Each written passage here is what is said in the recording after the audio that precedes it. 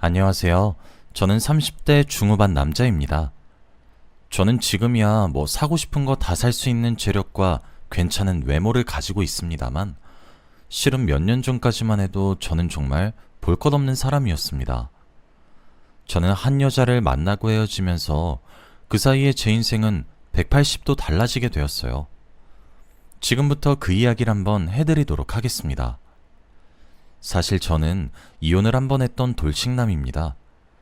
눈치채신 분들은 다 아시겠지만 전 아내에 관한 이야기죠.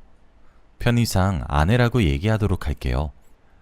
저는 아내와 연애를 꾀하고 결혼을 한 케이스였습니다. 아내와는 고등학생 시절부터 알고 지내는 사이였어요.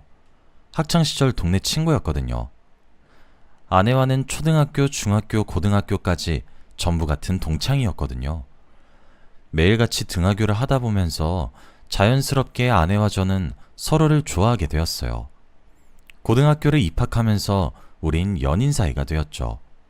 함께 공부하면서 잘 만났던 것 같아요. 그래서 아내는 목표했던 의대에 진학했고, 저도 괜찮은 대학교 공대에 진학을 했죠. 아내는 어렸던 시절부터 정말 끈기 있는 여자였어요. 당찬 성격이 너무 부러웠고, 잘못된 것을 잘못되었다고 바르게 고쳐주는 용기가 부러웠고, 진취적으로 행동하는 것까지 저는 모든 것이 부러웠어요. 어쩌면 열렬한 사랑보다는 동경 같은 사랑이었을지도 모르겠네요. 저는 그런 아내에게 항상 좋은 것만 주고 싶었어요. 맛있는 것을 먹어도 그중 가장 큰 것을 골라주고 싶었고, 조금이라도 불편해하지 않게 항상 편한 것만 쥐어주고 싶었어요.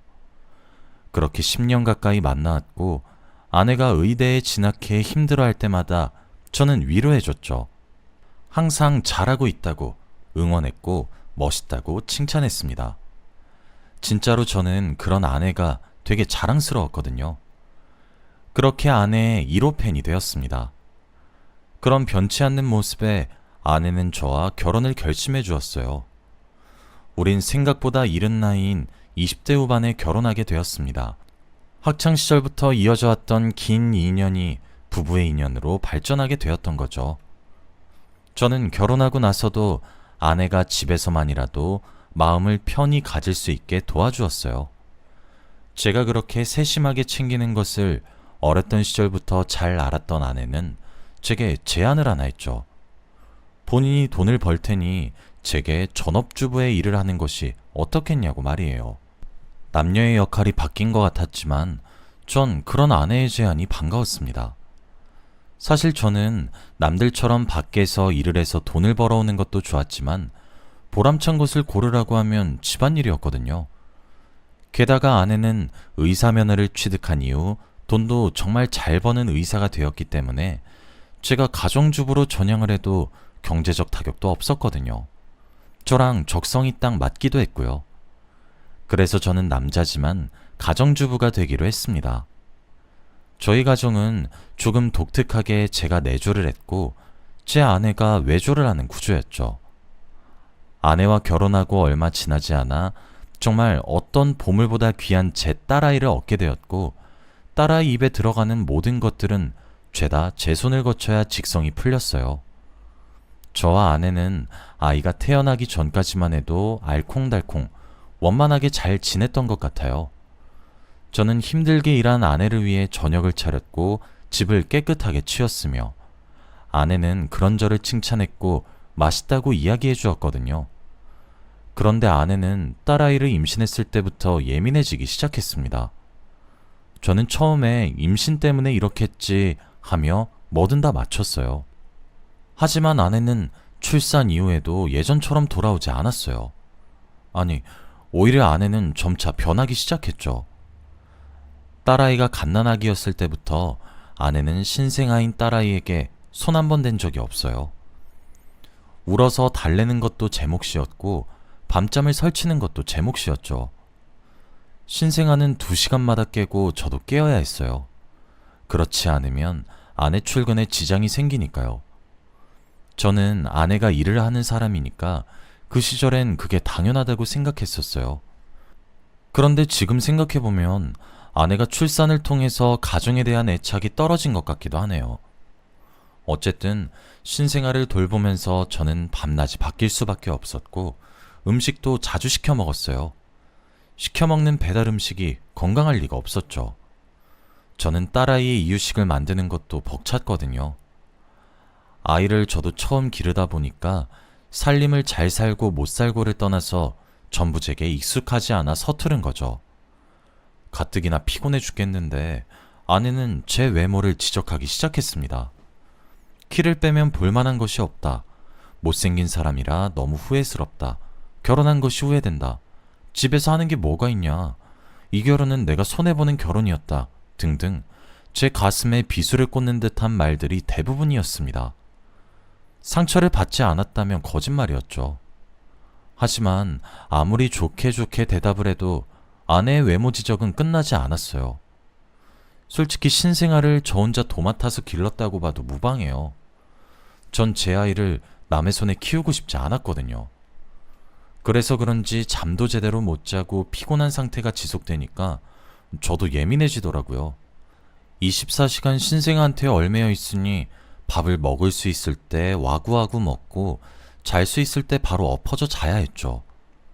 폭식을 할 수밖에 없었고 가만히 내버려둬도 피곤하고 지쳤어요. 그래서 그런지 아이를 키우면서 하루 종일 아이 곁에 머물면서 살이 많이 찌더라고요. 저는 원래도 키가 185cm가 넘을 정도로 큰 편이라 덩치가 큰 편인데 거기서 살이 붙으니까 진짜 돼지 같긴 했죠. 그래도 그 모습을 돼지라고 비난하는 것이 정당화되진 않는다고 생각합니다. 저를 정말 사랑했다면 아내는 제가 조금 편해지길 바라면서 도와줬을 거고 그걸 하지 못하겠다면 기다려줬을 테니까요. 아내는 외모 지적을 하며 제게 나쁜 말을 하는 것에 그치지 않고 제게 주는 생활비도 점차 줄이기 시작했습니다.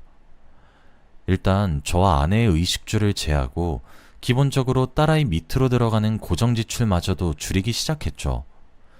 제가 헤프게 돈을 쓴다고 돈을 벌 줄을 모르니까 그렇게 막 쓰는 거라고 비난도 했죠. 아내는 원래도 조금 예민한 사람이긴 했는데 어느 순간부터는 저와 눈만 마주쳐도 폭언을 쏟아냈어요. 참는 것도 한계가 있잖아요. 제가 집에서 가만히 놀고만 있는 것도 아닌데 같이 언성을 높여 싸우다가도 딸아이가 울음을 터뜨리니까 제가 먼저 입을 닫게 되고 아내만 마주치면 저만 상처를 입으니까 딸아이를 안고 다른 방으로 피하기 시작하고 어쩌다 저희 관계가 이렇게 된 건지 모르겠더라고요. 처음에는 요즘 일이 많이 바빠서 저렇게 예민한 건가, 일하면서 무슨 일이 생긴 건가 했었는데 순간적으로 설마 바람이 난 건 아닐까 싶더라고요. 아무리 우리가 지금 지지고 볶고 자주 다투지만 그래도 우리가 함께한 시간이 있는데 설마 그랬겠나 싶었습니다. 그런데 하늘도 무심하시지 이런 불길한 제 예상은 빗나가지 않았더군요. 어느 날 아내가 새벽 3시에 집에 들어온 적이 있었어요. 심지어 술에 취해 정신도 못 차리고 몸도 제대로 가누지 못한 채 집에 들어왔어요. 진짜 이 상태로 어떻게 집을 찾아왔나 싶을 정도로 말이에요. 원래 결혼하고 난 이후 그렇게 인사불성이 돼서 술을 마신 적도 없고 새벽 늦게 온 적도 없었거든요. 저는 왜 이렇게 술을 많이 마셨냐며 아내를 추궁했는데 아내는 대꾸도 못하고 현관에 쓰러져 잠들더군요. 한숨을 쉬고 아내를 방으로 옮겨주려고 가까이 다가갔어요. 그런데 아내에게서 낯선 남자 향수 냄새가 나기 시작했습니다. 저는 설마 하면서 아내의 지문을 이용해 아내의 휴대폰 잠금을 해제했고 대화창을 열어봤어요. 책에는 이제 불러주지도 않는 낯간지러운 애칭과 색깔별로 날아다니는 하트들로 도배된 대화창, 사랑한다는 말들과 얼른 저와 이혼하고 싶단 말과 함께 욕으로 도배된 저의 이야기. 아내는 외도를 저지르는 중이었습니다. 그런데 거기서 제 충격은 끝나지 않았어요. 아내의 외도 상대는 저와 아내의 결혼식 사회까지 봐줄 정도로 친한 제 친구였죠. 대화창을 보면서도 정말 믿기지가 않았습니다. 뜬 눈으로 밤을 지새웠고 아내가 일어날 때까지 기다렸습니다. 저는 아내에게 요즘 남자가 생겼냐고 대놓고 물어봤어요. 그런데 아내는 오히려 제게 정말 당당하게 소리를 빽 지르면서 가뜩이나 사회생활 한다고 힘들어 죽겠는데 집에서까지 날 못 잡아먹어서 안달이야. 아, 지긋지긋해. 하며 다시 집 밖으로 나갔어요. 저는 집에 혼자 남겨진 듯한 기분이 들기 시작했죠. 그날 이후 제가 어느 정도 눈치를 챘단 사실은 인지했을 텐데도 아내의 행동은 점점 더 심해지기 시작했어요. 아예 집도 들어오지 않기 시작하더라고요. 제가 전화를 해도 받기는커녕 전화를 꺼버리기 일쑤였고 어쩌다 들어오는 것도 갈아입을 옷만 챙겨나가는 수준이었죠. 전 그래도 가정을 지키고 있었습니다. 저도 지긋지긋한 집구석 나가버리고 싶었는데 제겐 아직 어린 딸이 있었어요. 방긋 웃는 얼굴을 보고 있으니 저마저 집을 버릴 순 없겠더군요. 다시 돌아오겠지 하면서 아내를 기다렸어요. 하지만 아내는 어느 순간 제게 줄여서 주던 생활비조차 다 끊어버렸어요. 제가 경제적 활동이 없어 경제권이 없다 보니 아내가 생활비를 주지 않으니까 정말 곤란해지더군요. 적금을 하나 깨서 그걸로 아끼면서 지내고 있었어요. 아내가 돌아온다는 보장도 없고 기약 없이 기다리고만 있을 수 없다는 생각에 일을 해야 되겠다고 생각했죠. 집에서 부업으로 할 만한 일을 알아본다고 아내의 노트북을 열었어요. 아내는 의사가 될 정도의 똑똑하고 비상한 머리를 가지고 있었지만 치밀한 사람은 아니었나 보더군요. 노트북은 아내의 메신저가 접속된 채로 있었고 저는 아내의 메신저를 전부 훑어볼 수 있었어요. 본의 아니게 말이에요. 휴대폰이 아니라서 그런지 과거에 주고받은 것들도 아주 선명히 기록되어 있더군요. 아내는 사회를 봐준 제 친구뿐만 아니라 함께 일하는 동료 의사, 그리고 내원한 환자 등등 셀 수 없이 많은 사람들과 함께 불륜을 저지르고 있었습니다.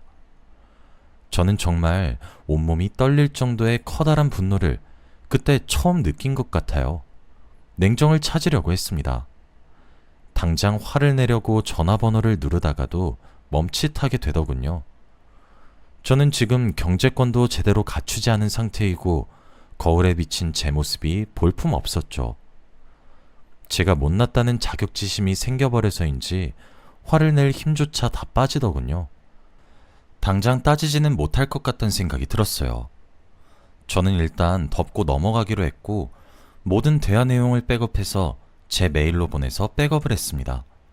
2번, 3번 백업을 했죠.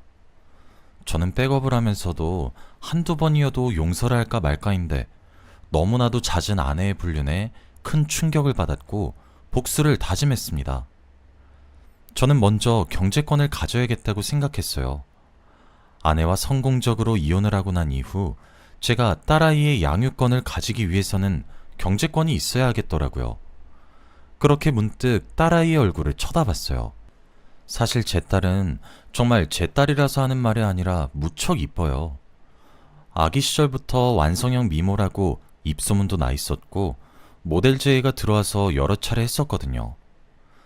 연예인처럼 아직 어린데도 카메라 앞에서 포즈도 잡고 그러는 것이 얼마나 앙증맞은지 모릅니다. 그때 제 머릿속이 순간 번뜩이면서 좋은 아이디어가 떠올랐죠. 우리 딸아이가 모델 같으니까 어린이 쇼핑몰을 해보자고요. SNS에 가입했고 계정을 만들어 옷을 팔기 시작했습니다. 그런데 이 사업이 정말 초대박이 나버렸어요. 결국 정식적으로 홈페이지까지 만들어서 주문을 받기 시작했고 직원도 고용해야 했어요. 완전 소규모였는데 점점 덩치가 커지기 시작한 거죠. 저는 그렇게 번 돈을 제게 투자하기 시작했어요. 딸아이도 유치원에 맡기기 시작했고 죄송하지만 저희 부모님 손을 빌리기도 했어요. 그도 안 되면 베이비시터를 고용하기도 했고요. 저는 매일같이 운동을 하기 시작했습니다. 매일 제한된 칼로리를 지킨 음식만 먹기 시작했어요. 솔직히 정말 이러다 죽겠구나 싶을 정도로 너무 힘들었습니다. 그런데 그럴 때마다 수많은 사람들과 외도 중인 아내의 얼굴과 특히 그런 제 아내와 외도 중이었던 친구를 떠올렸어요. 그러니 포기할까 싶다가도 이를 악물고 운동을 계속 하게 되더군요. 그 사이에 아내가 집에 들어올 때마다 틈틈이 아내의 불륜 증거를 수집해서 백업했죠. 그럴 때마다 운동 의지가 온천수 마냥 샘솟았습니다. 게다가 전 다이어트만 한 것도 아니었습니다. 눈이랑 코를 조금 성형하기도 했어요. 그렇게 1년 정도가 지나니까 저는 55kg 정도를 감량했더군요. 쌀 3포대 가까이 뺀 거죠. 185cm에 85kg 정도가 되었어요. 운동으로 건강하게 빼기도 해서 그런지 제 몸은 제가 봐도 훌륭할 정도였습니다. 게다가 최고의 성형은 다이어트라고 하잖아요. 저는 살을 뺀 것으로도 모자라서 진짜 눈이랑 코도 살짝 손대기까지 하니까 인상도 완전 달라졌죠. 제 인생도 완전히 바뀌기 시작하더군요. 잘생겨지기도 하니까 어딜 가나 호의를 받기 시작했고 저를 쳐다보는 눈빛도 달라지더군요. 최고의 변화는 뭐였는지 아시나요? 처음에는 돼지 같다고 냄새난다고 저를 비난했던 제 아내가 갑자기 가정에 충실해지기 시작했단 거였어요. 매일같이 외박을 밥 먹듯이 하던 아내는 집으로 와서 잠을 자기 시작했고 저와 오붓한 시간을 가지려고 노력했죠. 갑자기 저희 딸아이와 놀기 시작한다던가 그러면서요. 노력하려고 변화된 아내의 모습에 마음이 풀릴 것 같기도 했어요. 어쨌든 표면적으로 다시 돌아온 아내로 인해 제 가정은 화목해졌으니까요. 하지만 제가 받았던 상처가 정말 컸던 탓인지 저의 변화된 외적인 부분 때문에 옛날처럼 변한 아내의 모습이 외도를 저지른 아내의 모습과 겹쳐지면서 이전처럼 아내를 사랑하게 되진 않더라고요. 오히려 아내가 다가오면 다가올수록 저는 피하기 시작했어요. 그러다가도 저 하나만 참으면 우리 가족은 문제가 없으니까 참고 살까 싶었습니다. 그렇게 마음을 굳혀가던 어느 날이었어요. 늦은 새벽에 저와 함께 잠들었던 아내가 슬며시 일어나 화장실로 가더니 누군가와 몰래 통화를 하더군요. 아내는 가정에 충실하겠다고 제게 이야기했고 노력하겠다고 약속했으면서도 남자 관계를 정리하지 않았더군요. 저는 아내를 몰래 따라가 통화를 엿들고 있었어요. 자기야, 나도 자기 얼마나 보고 싶은지 몰라. 달콤한 애칭으로 사랑스럽게 말을 하는 아내의 모습에 어이가 없었던 저는 문을 벌컥 열었어요. 그리고 아내의 휴대폰을 빼앗아 화면을 확인했죠. 전화번호가 익숙하더군요. 아내는 제 결혼식 사회를 봐줄 만큼 친한 친구와 외도를 저지른 것도 모자라 이번에는 제 여동생의 남편, 즉 제 처남과 외도를 저지르고 있더군요. 친구로도 모자라 제 여동생까지 건드리는 아내의 모습에 일말의 기대도 저버리게 되었고 저도 그제서야 아무런 미련 없이 이혼을 결심했습니다. 저는 그동안 아내가 스스로 변할 수 있는 기회를 많이 주었다고 생각했죠. 저는 이혼하자는 말을 하고 딸아이를 데리고 그 집을 나왔습니다. 제가 이제까지 아내와 헤어지고 싶었던 순간이 정말 없었던 건 아니었어요. 어떻게 없었겠습니까? 제 믿음을 저버리는 그런 여자에게 복수하고 싶었고 헤어지고 싶었어요. 아예 맞바람을 피워서 제가 겪었던 것들을 그대로 겪게 할까 싶기도 했고요. 그런데 제겐 딸이 있잖아요. 남편이기 이전에 아빠였죠. 그래서 적어도 딸아이에게는 떳떳한 아빠가 되고 싶어서 참았던 거였어요. 저는 아내에게 이혼을 선언했습니다. 아내는 제 말에 처음엔 코웃음을 치더군요. 제가 옛날처럼 아내의 말 한마디에 빌빌기던 놈처럼 보였었나 보더라고요. 저는 아내의 모습에 조용히 분노했고 이젠 저도 돈을 벌 줄 아니까 최고의 변호사를 섭외했습니다. 게다가 전 아내가 몇 년에 걸쳐 아주 오랜 시간 동안 바람을 피웠다는 증거들도 틈틈이 가지고 있었죠. 아내는 제게 생활비를 지급하지 않고 제게 수차례 폭언을 일삼으며 가장의 역할에 충실하지 않았다는 점과 외도를 일삼으며 저희 가정에 충실하게 임하지 않았다는 점을 근거로 하여 제가 승소하게 되었고 아이의 양육권 또한 제가 가지게 되었습니다. 아쉽게 친권은 제가 박탈하지 못하게 되어 있어서 한 달에 한 번 만날 수 있게 면접 교섭권까지는 못 빼앗았어요. 아내가 이제껏 만난 모든 사람들에게 상간자 소송을 실시했어요. 꽤 시간이 흘렀지만 그렇다고 해서 불륜을 저질렀다는 사실이 사라지는 것은 아니었기 때문에 모든 상간자 소송 또한 제가 승소할 수 있게 되었습니다. 그도 그럴 것이 제가 대화 자료를 틈틈이 아내 몰래 백업해서 모아놨더니 그 자료들이 워낙 많고 방대해서 그들이 불륜이란 사실을 부정할 수 없게 되었더라고요. 아내는 제게 재산 분할을 40%가량 주게 되었고 위자료도 지급하게 되었으며 양육권 또한 빼앗겼어요. 명명백백하게 유책 배우자라 항소의 틈도 없었죠. 아내는 이를 으드득 갈면서 저를 저주하더라고요. 얼마나 고소했는지 몰라요. 저는 처남에 대한 상간자 소송을 진행하기 전 여동생에게 모든 사실을 알려주었어요. 알고 보니 처남도 제 아내랑 똑같은 놈이었더라고요. 여동생도 저와 함께 이혼 소송을 했죠. 누가 남매 아니랄까봐 저희 남매는 똑같이 이혼 소송에 승소했습니다. 저는 받은 재산 분할과 위자료들을 모았어요. 솔직히 진짜 억소리가 절로 날 정도의 커다란 돈이더라고요. 상간자 소송만 10대 명이 넘었으니 당연한 일이겠지만요. 그 돈으로 저는 여동생과 저희 딸이 함께 살 아파트를 하나 구매해서 지금 함께 살고 있습니다. 여동생도 그 이후 이혼을 했고 제 도움으로 양육권을 가져올 수 있었어요. 여동생도 아들을 혼자 키워야 해서 그냥 저희 남매가 함께 살게 되었어요. 그러면서 저는 제 딸아이를 여동생에게 맡기고 여동생에게 급여를 지급하기로 했죠. 또 제가 옷 샘플들을 가져오면 제 딸아이와 조카에게 입힌 것을 여동생이 사진을 찍어 주었어요. 여동생이 사진학과를 졸업해서 꽤나 전문적이었거든요. 그걸로도 제가 급여를 꽤 많이 지급하고 있습니다. 원래 제 쇼핑몰 사업도 딸아이가 여자아이라서 여자아이 옷만 취급하다가 조카로 인해 남자아이 옷도 함께 팔기 시작하니까 매출이 한 단계 또 껑충 뛰어서 저희 무척이나 잘 먹고 잘 살고 있습니다. 제가 이혼당한 아내가 딸과 얼마나 시간을 보내지 않았던 것인지 이혼을 하고 난 뒤에도 딸이 엄마를 찾은 적이 단언컨대 정말로 단 한 번도 없습니다.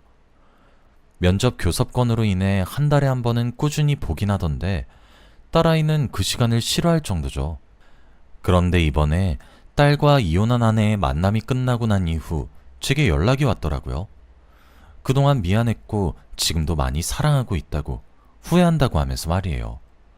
자기도 왜 그랬는지 모르겠다고 울면서 전화가 왔어요. 아이 양육 문제 때문에 연락을 끊지도 못하고 있어서 참 짜증이 났어요. 나중에 들어보니까 하던 일이 망했나 보더라고요. 제가 그 동네를 떠나기 전에 딸아이랑 반상회도 나가고 그랬어서 동네 아줌마들이랑 좀 많이 친했었어요. 그래서 입이 가벼운 한 아줌마한테 아내가 바람을 펴서 이혼할 거라고 슬며시 정보를 흘렸었는데 그게 세상에 동네에 소문이 나서 아내 병원이 문을 닫게 생겼더라고요. 얼마나 고소했던지 모르겠습니다. 어쨌든 저는 그렇게 후회하는 아내에게 말했습니다. 나 이제 어딜 가도 유부남으로 보이지도 않는지 대시도 많이 들어와. 너보다 돈도 많고 착하고 예쁜 여자도 만나고 있고 우리 딸도 무척 귀엽대. 얼마나 천사 같은지 몰라.